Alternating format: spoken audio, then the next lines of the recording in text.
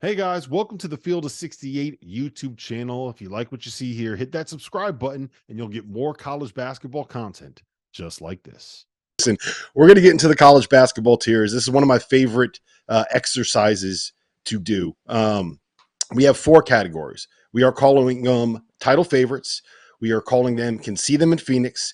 We are calling them should make the second weekend. And we are calling them the ones no one is really talking about. So I basically have 16 teams here that we've listed out. And I want to just kind of walk through who you guys think are the best teams in college basketball, right? Because I feel like that's always a kind of a fun reset to have. Who can actually win it? Who can actually win 6 games in the tournament? Who can actually make it to Phoenix? Who can actually win 2 games when they get to Phoenix? So let's start with this. Title favorites, Kevin Sweeney, Sports Illustrated, back-to-back nights. You've had to talk to me. I'm sorry about that. But who you got? Who are your title favorites? Who is in that tier that is the elite of the elite in college basketball this season? Look, I think Purdue and UConn have certainly separated themselves as title favorites. Like, I think there's a lot of other teams that can be that good on certain nights, but from a consistency standpoint, to me, I would separate those as a tier to themselves because, night in, night out, I think you know what you're getting with those teams. I think with Purdue, obviously, it's the point guard play with Braden Smith, the dominance of Edey down low, the experience that they have.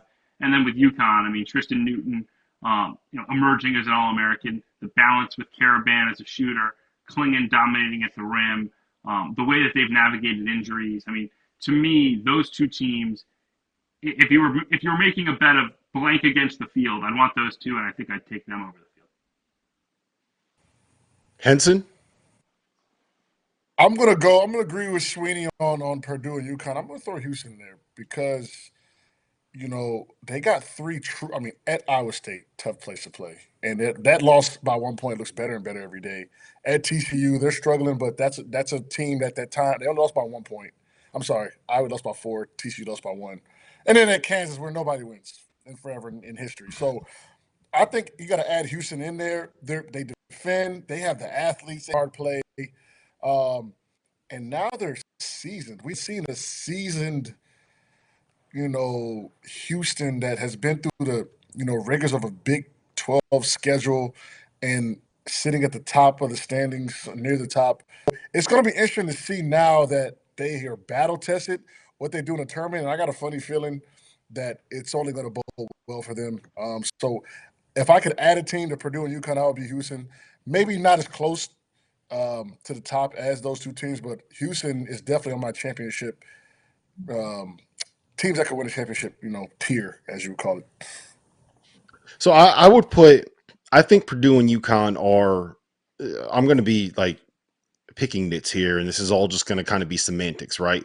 But I think Purdue and UConn are in the tier by themselves. And the reason I would phrase it like that is because I think that they are much more likely than Houston to be able to win, and much more likely than a team like Arizona or Marquette or a North Carolina, right? Like I think all of those teams are capable of being able to win 6 games. I just think that the difference between what we've seen out of the top 2 in college basketball and what we've seen out of everyone else has had a dip, right?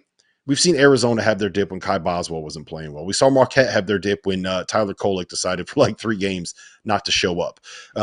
We've seen Houston struggle in games where the defense isn't able to completely take over.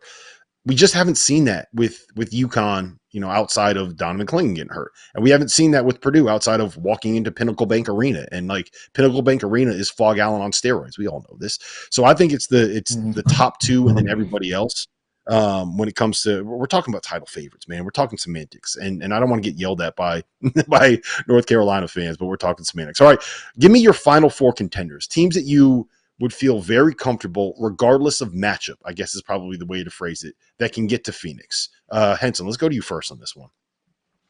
I'm gonna go UNC, Marquette, Arizona, Iowa State, and Tennessee. I'm gonna go with those squads. These are teams that I think can make a run, can get to the Final Four.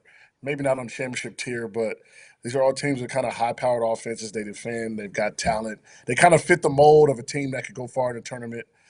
Specifically, like Iowa State, I don't think people would think that's a team that could get this far. But if you see how they're slowly just rolling through the Big 12, minding their business, and I think that's a team that people are going to have to watch out for. It's a team that it's like Rutgers. You don't want to play them. They defend. They're physical. And if you let them get rolling, they're going to blow you out of the gym. So teams like that are always dangerous come tournament time. Mm-hmm. Sweeney, give me your Final Four contenders. All of them. Every single one of them. Yeah. So I'll have Houston in there because I didn't have them as my number one or my top tier. Marquette, Arizona. I'll have Tennessee in there. And I'll also include Auburn, who I know we talked about on the show last night, but the only team in the country, top 10 offense, top 10 defense per KenPom, the balance. I mean, the depth that they have is tremendous. And look, I know that I got some comments today. Yeah, did you know they can't play the national title at Neville Arena? I said, yeah, I know.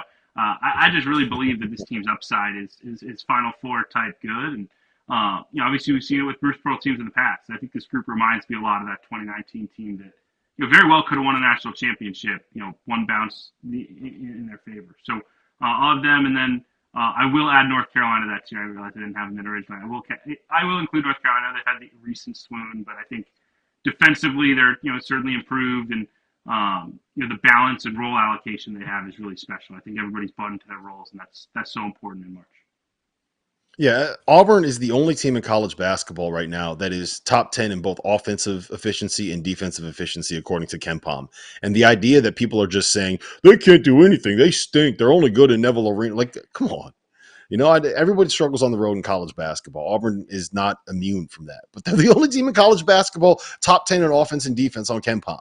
KenPom, there's a reason why he's got the reputation that he has. So, yes, I'm putting Auburn as a Final Four contender. I'm putting Houston there as a Final Four contender. I'm putting Marquette as a Final Four contender. I think Arizona, and I made this point, was this Wednesday night with you, Sweeney? Maybe it was on it was on the DTF pod with T.O. and Fanta. So I'm gonna recycle a take, and I want you guys to tell me if you think this is crazy. I feel like Arizona this year has a little bit of UConn last year to them. And Henson, what I mean by that is they looked great for basically the first 6 weeks of the season. Then one of the guys that is kind of like the glue to their team, Kai Boswell, goes through this stretch where he loses confidence. He's not playing well. You could very clearly see that Arizona was at their worst when Kai Boswell was at his worst, right? And then he's kind of figured it out. The last 2 weeks, he's kind of putting it back together. They had a 3 overtime win at Utah on Thursday night, and then 48 hours later, go into Colorado and smack the Buffaloes. I kind of feel like this Arizona team can get back to what they were in November. And if they are what they were in November, that is a team that can win a national title. And by the way, you know where the Final Four is, Henson? It's in Phoenix. You know who's going to show up in Phoenix? Arizona fans. Right. Yeah. Arizona, that's a great comp. I mean, I love that comp because we were down on UConn. Can they win on the road? What's going on with them? And then they just picked up steam and literally rolled through the tournament.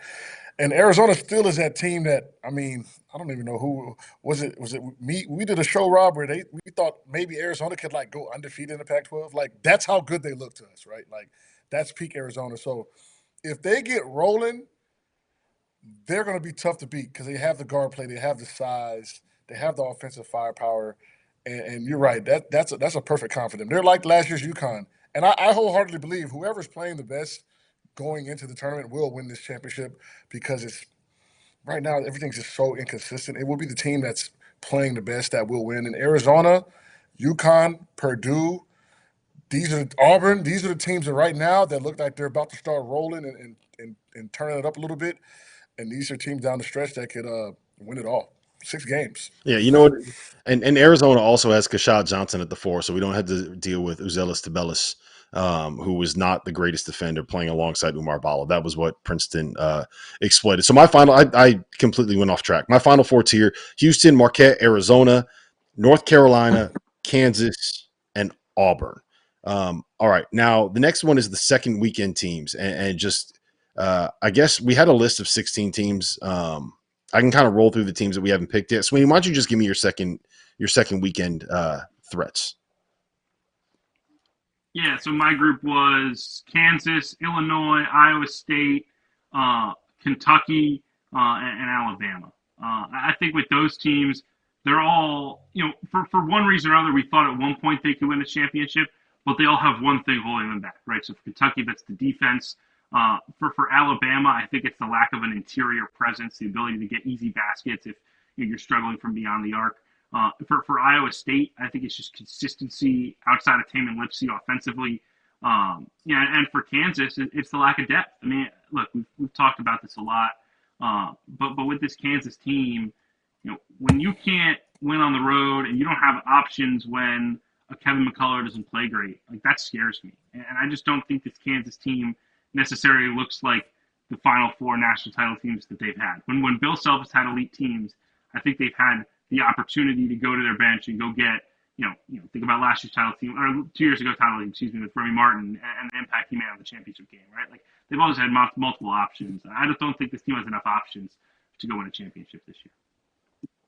Yeah. Henson, you disagree with any of that?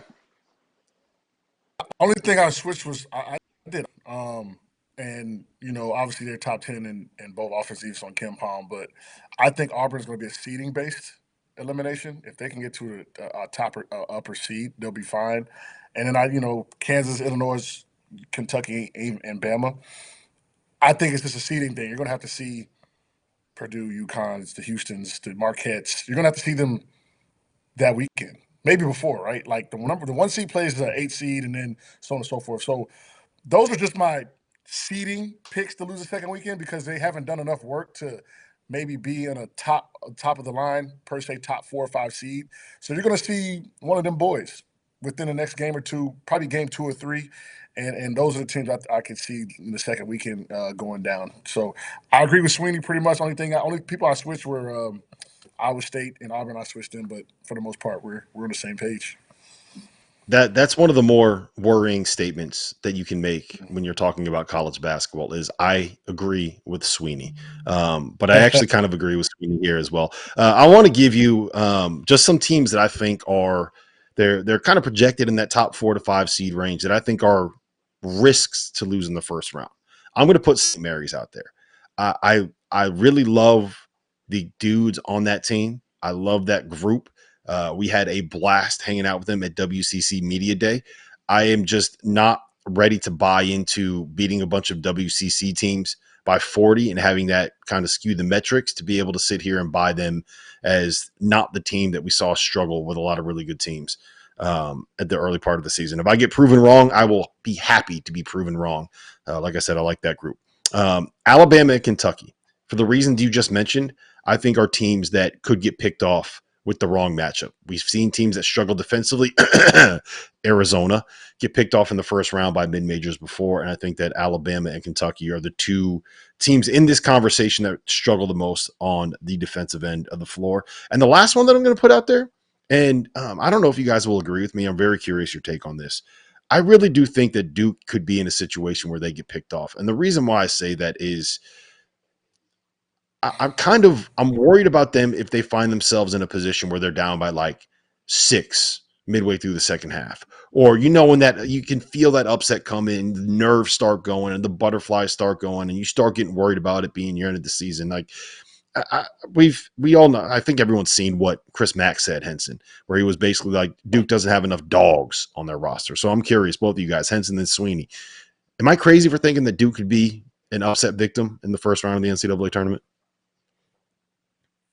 I think you're on point. And then if you look at kind of how the brackets are shaping up, Duke's maybe a 3 or 4 seed. I mean, you got to have to see like a Kentucky. You're going to have to see one of those teams early in the next round because Kentucky isn't doing the best either. Oh, then by the way, second weekend, you're playing a number 1 seed or a number 3 or 4. So it's going to be a tough road for teams like that, especially this year because you have so many teams that we don't know what they are. And, there's so much variation. I mean, you look at like Illinois, like some days they look like a Final Four contender, and other days we're like, never mind, So these are the teams you just don't want to see early, and they're going to be all jumbled up together from 4 to 7, and it's going to be a fun time in the tournament, but that means someone's got to go home. And then, if you don't go home, you got to see one of the big boys the next game. So it's going to be a tough sledding, especially for the 3 to 6 seeds this year, being that there's such a separation from – the best teams to kind of the middle of the ground pack, in the tournament. Sweeney, Look, the one thing I'll say with Duke, I know that we've criticized them for, do they have enough toughness? Do they have this? Do they have that? I think Jared McCain's a dog, right? Like if there's one dude on Duke that I want to go to war with, it's Jared McCain. That dude has been so competitive. He gets every loose ball. I don't care about the fingernails. That dude competes. He is involved in every big play, and I think if Duke is going to make a run, if they're going to prove Rob Dauster wrong, I think a lot of the reason why will be because of Jared McCain's continued emergence for this Blue Devil team. I will tell you this. Bro. If we see Jared McCain, if I played and Jared McCain was singing on Instagram and all that stuff, man, we would have Reggie Bullock. We'd be like, look, man, put him in a locker, man. This dude is not getting off on us. He's not gonna get off on us. So yeah, I can't. He's a good player. Don't get it twisted. But if he's a dog, man, what did Paul Pierce say? Like, what is he? Is he? What kind of dog is he? Is he a pit bull or is he a golden retriever? We can't call everybody dog. So, but he's a good player. I will. Hey, look, Henson. I don't care what you say. His version of that, like 2 weeks into college, if you listen to that and you tell me it didn't get stuck in your head, then you are lying, and we're going to call you out on being loud. That thing was stuck in my head for like a week and a half. I watched Listen, the video 3 or 4 times. It's a good video. I mean, I'm just going to be honest. I mean, I was impressed. Yeah, credit him for that, man. Like, I can sing it right now. 2 weeks into college and the 3 semesters behind. Thank you for watching the Field of 68. If you've enjoyed what you've seen here, hit that like button, share this link with your friends, or check out the description for some other places that you can consume Field 68 content.